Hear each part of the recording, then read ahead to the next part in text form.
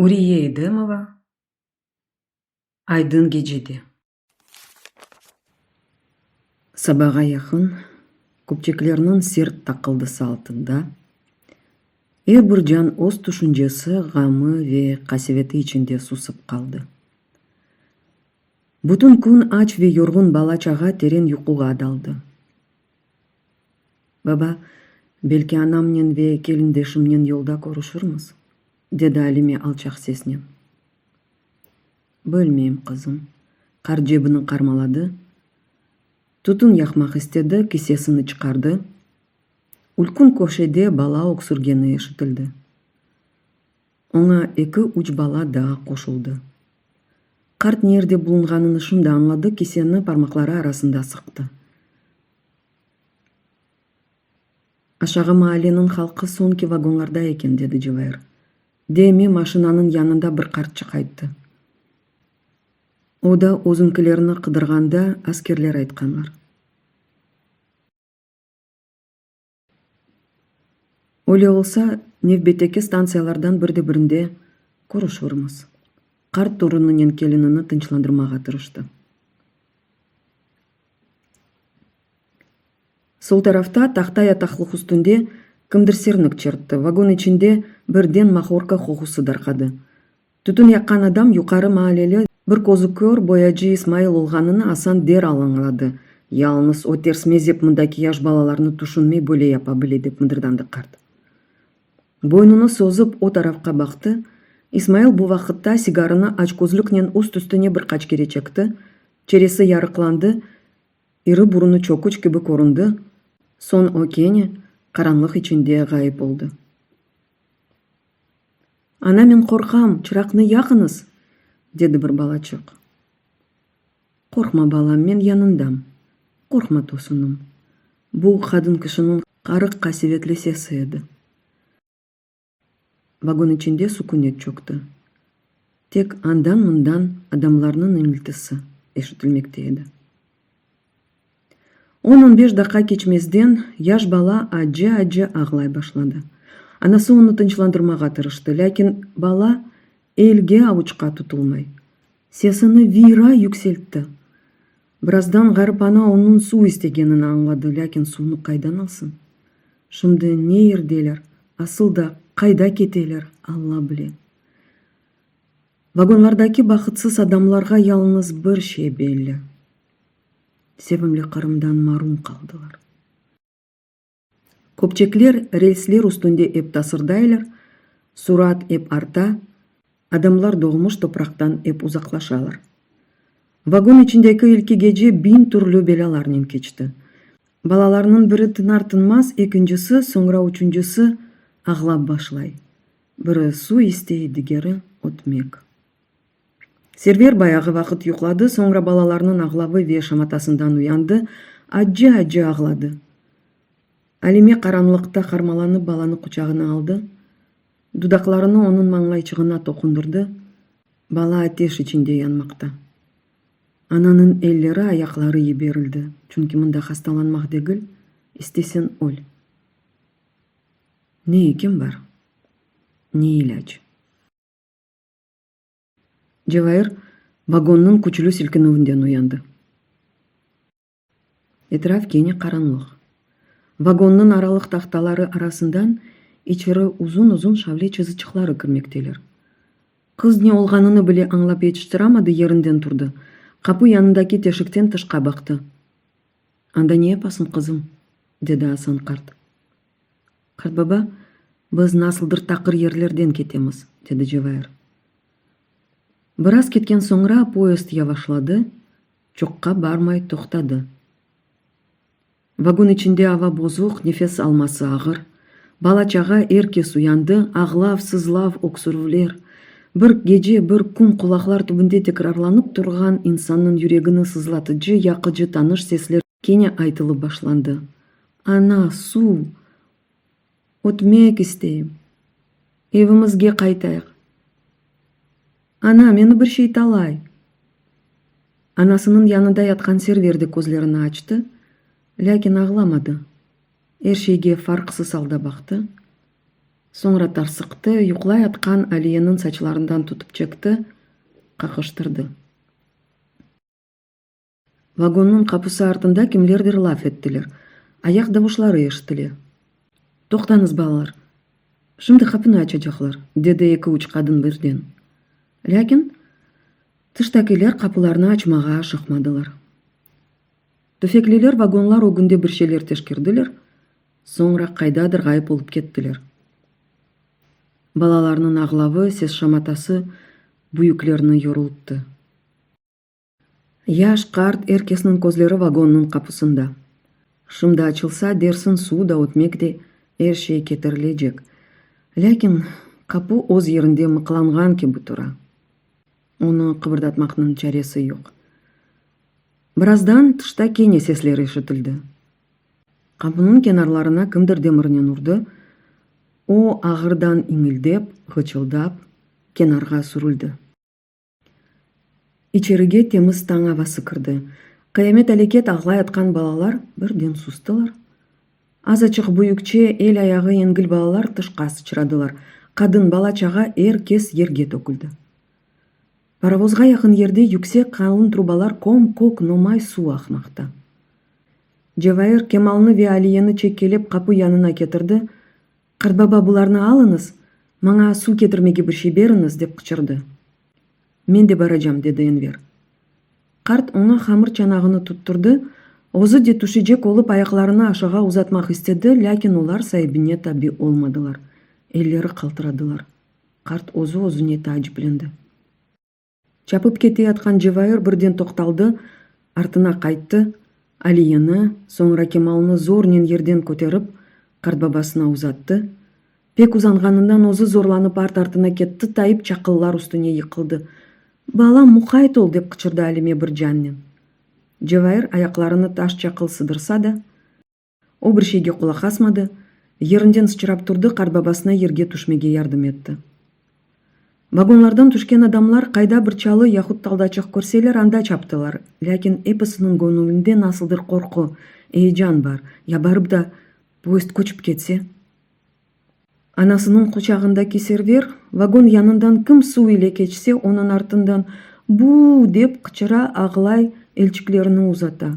Ах, ана юрегі бұна насыл даянсын. Яш балалы қадынлар вагонның қапысы içinde тізіліп тұралар. Алиме чапып келе атқан Энверні көрді. «Ана бірше беріні, суға бірда барайым». Судан келе атқан балаларының бірісінің сачларындан су ақа. Дигерінің камзолы майкасы сылақ.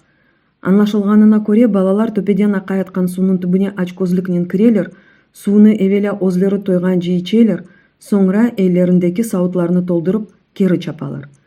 Қадынлар эвелде басып қойған қамырны алып, ерге түштілер. Эки уч ташының үстіне тенеке ерлештірді, такос пітесі пішіре башладылар. Судан келе атқан Энвернен Джевайыр yol бойы бір қолтық чалы чырпы жейіп кетірді. «Ана біз де піте пішірейік де», деділер. Алиме соңки даққада алған ұнын қатырлап, аз ачық қамыр басқан еді. Джевайырнен Энвер таш тенеке тақыштырдылар, Алиме піте пішірмеге кетті. Эки такосының бір тарафы қызарып башлағанда, паровоз беттен аскерлерінің сесі ешітілді. «Вагонларға менелсін», деп қычырдылар. Алиме пітелерінің екінші тарафыны чевірді. Энвер атешке кене бір қачы чырпы бұрақты, ләкин түфеклі аскер оларға баяғы яқынлашқан еді. О, yol бойы адамлар чий пішкен пітелеріні алып етіштірмес, тенекелеріні тепіп аттырды. Сызғыравуыны сызғыртты. «Вагонларға!» «Сен кет, балам, шымды менде». Энвер яры чий, яры күйік пітечеклеріні зорнен алып етіштірді, тенеке кенарға учты. Адамлар зүй-чу олып чаптылар, вагонлар бір сілкініп, ерлерінден қыбырдандылар. Эногде Энвер, оның артындан Алименен Джевайыр вагонға чаптылар. Бұ вақытта көзлеріне демір елінің обыр тарафында чапқалаған 2-3 осмыр елішті. Қайдандыр асан қарт пейда олды. 14-15 яшындаки оғланлар не олса олсын деген кебі, да кереклі суратыны алмаған поездінің көпчеклері арасындан вагонларының түбінен соқылдылар. Андан йылдырым чабіклігінен асан қарт олған ерден шықтылар. «Емже давраныңыз, шымды о суратыны арттырыр», деп қычырдылар. Озлері огдекі вагонларға таба чапып кеттілер. Ал эми вагондун капысы ичинде окуруп аглай аткан баланын сесинден озуне келди. «Баба, тез болуңуз, чапайык!» деп кычырды тилашылы алда. Капы янында булунганда оларга ирилүү уфаклуу онларнын эллер узатылмакта эдилер. Олар Али менен Жевайырны чекип алдылар. Асан карт эсе бирден сурунду. Чакылуу басуу үстүнө йыкылды. Сес шамата копты. Бир оглан жерден сычырап түштү, картны көтөрүп турсатты. Вагондун капысы энди олардан бир аз узаклашкан эди. Оглан энди өз вагонларына чапып мине алмай жагын аңласа керек, арттакилердин бирине илишмеге азырланды. Узатылган эллер анда картны да, огланны да ичери чекип алдылар. Буна бакмадан олар аля капы янынан чекилмей, боюнларыны соза берип, оякка бакмакталар. Поезддин сураты арткан сайын нарлар үстүндөгү адамдарга жакшы болса да, Али менин корантасы булунган жерде капы арасында элден отурмактын чарасы жок. Балалар сербест нефес алып боламайлар. Сол тарафтаки нарынын бир четинде корантасынын жерлешкен Исмайыл карт яшларга айытча бикликнен андан ашагы созулуп түштү, кадынлардын жардымы менен капыны уйтеп капатты. «Насыл болду да капыны өртмеге унуттулар», деп мыдырданды Исмайыл бирде сөгүндү. Кымны сөггенini ала билсин. Белки өз ачууну ятыштырмак үчүн сөгүнгөндүр. Көпчеклер кене тасырда башладылар, суу ичип тойган балалар ашамага истедилер. Али менин балалары Деми Энвер тенеке үстүндөн яры чий, яры күйүк болса да, зорнен алып жетиштирген такос петелеринин биrini болушуп ашадылар. Дигерини эсе анасы, карт бабасы ве таталары Жевайырге калдырдылар. Кете аткан вагонга минежек болуп чапкан картынын насыл сурунуп йыкылганын көрүп яныклаган Али менин бир шейге чебирилип бакмага чарасы калмады. «Я барып да карт бабан андай ярамаса не япармыз, балам?» деп яныклады. Жевайыр анасыны тынчландырмага тырышты. «Алиме, Асан агага иншалла бир şey болмас. Поезд токтаганынан барып алып келермиз. Балачыкларыңны да тушун», деди юкары маалили кадын. Уна башка кадынлар да кошулдулар, Али мени тазирледилер. «Олян, не кадар карт болса да, о эркек. Ondan sonra Асан кимнин картлыгын алган? 65-67 жашындагы эркекке ким кардыр?» деди Исмайыл Сердавушнин. «Поезд токтар токтамас, оны озум барып кетиририм. Сен Алиме пыртлазлана берме». Шу кетишнен поезд бир күн бир кече токтамады.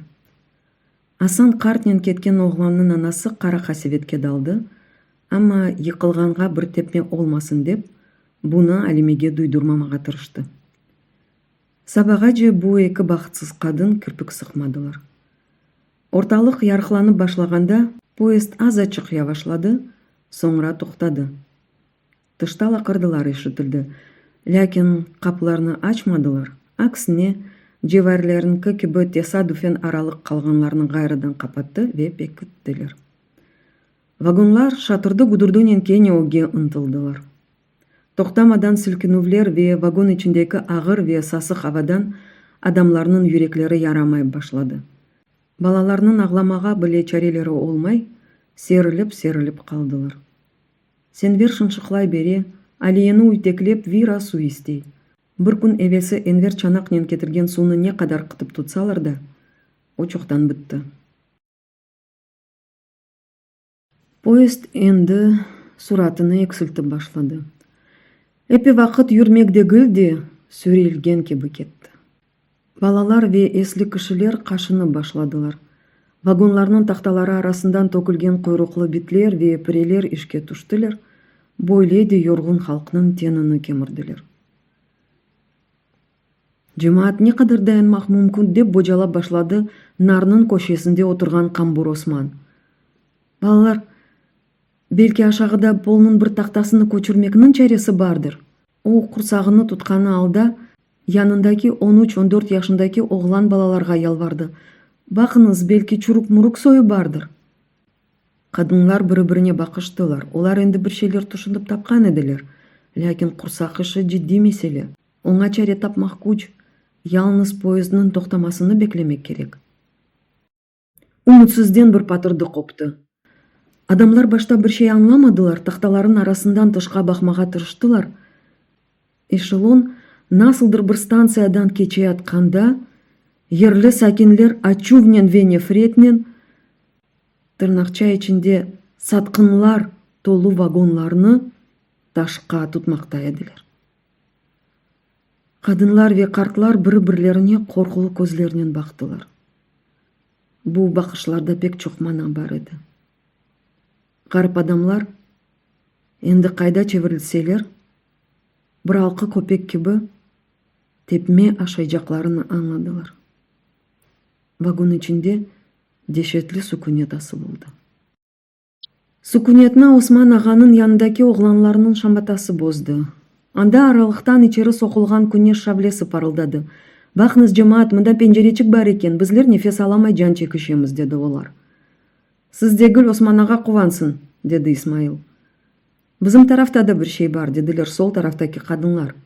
Balalar oyakka avuştular. Eki osmur oğlan pencerecikten başlarını çıkardı, etrafını gözden geçirdiler.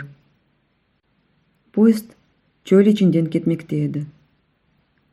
Ekisi bir-birine bakıp gülümsiredi. Çarşaften pencerecikinin ogunu kapattı. Kursağını tutup ekige bükülgen Osman, demi vagonga atılgan taşlarını unuttu, çarçabek çarşafının ardına geçti. Böyle alga kalgan osmur oğlanlar ya da kızlar ne yapsınlar? Öylege yakın poyezd birden çanaladı, vagonlar umutsuzden bir-birine urunup silkindiler, toluca müçeli kadın kolaysız otursa kerek, nar üstünden aşağı tığırıp ketti. İyi ki balalarının ve Alime'nin degil de yorganlarının üstüne yıkıldı. O kadın Hatice edi. Hatice biraz vayvaladı, sonra herkesini kenarga uytep, bir şeyler kıdırıp başladı, tapıp olamadı. Elini silkitti, kadınlarının yardımının kene ozunun yerine köterildi. Ama da yaslangansını sakız. Oturmanın çaresi yok. Tek aran içeriye çekilse nasıl olmay mı? Dedi yanındakilerine. Sen bu alının töpege tırmaşmasan ne ola? Dedi arık müçeli komşusu. Ne yapacaksın? Bu dünyada herkes hakaç olup doğmay. Ey tuğanım, şimdi şışıp kopup yürülecek vakit degil. Koresin mi, ozu ne zor ola? Arık kadın Hatice'nin alına yazıksıngan gibi çıray yasadı. Ne yapacaksın? Oz başına mıdırdandı Hatice. Kimisine ala uzun tül vere, kimisine bina. Poyezd suratını bayağı eksiltti. Yakın yerlerde toktasa kerek dep çöldüştüler kadınlar. Sonra vagonlarga kene taş yağdırmaz ekenler mi dep korktu ve sustular. Enver serverinin eline bir şey tutturdu. Aşak adam, o yaxşı pişken, dedi. Alime başını aşağı indirdi, balalarının elinde ne var ekenine baktı. Bir parça takoz pitevsi. Onu kaydan aldın oğlum? Töpeden tuştu. Allah babay verdi, dedi Enver, burnunu biri ardından iki kere çıktı. Alime meseleni anladı. Demek, demi Hatice yıkılganda elinden ötmek lokması atılıp ketti. O karmalanıp bir şey kıdırgan edi. Lakin onu endi balalarının elinden nasıl alırsın? Server ona iki elinen yapışkan büyük bir iştihanen aşamakta edi. Bir daha böyle şey yapma oğlum, dedi ana dargın aldı. Enver yaxşı degen manada başını salladı, sonra anasının kulağına fısıldının. Hatice apte balaban bir takoz pişirgen edi. Bir özüne o kadar pite çokluk etmez mi? Dedi. Yok oğlum, o bir özü degil, oğlu var. Partizan edi. Belki yolda rast getiririm dep umut eti. Şunun için balaban pite pişirdi, dedi Alime ciddi davuşnen. Enver düşüncege dalgan alda susup kaldı.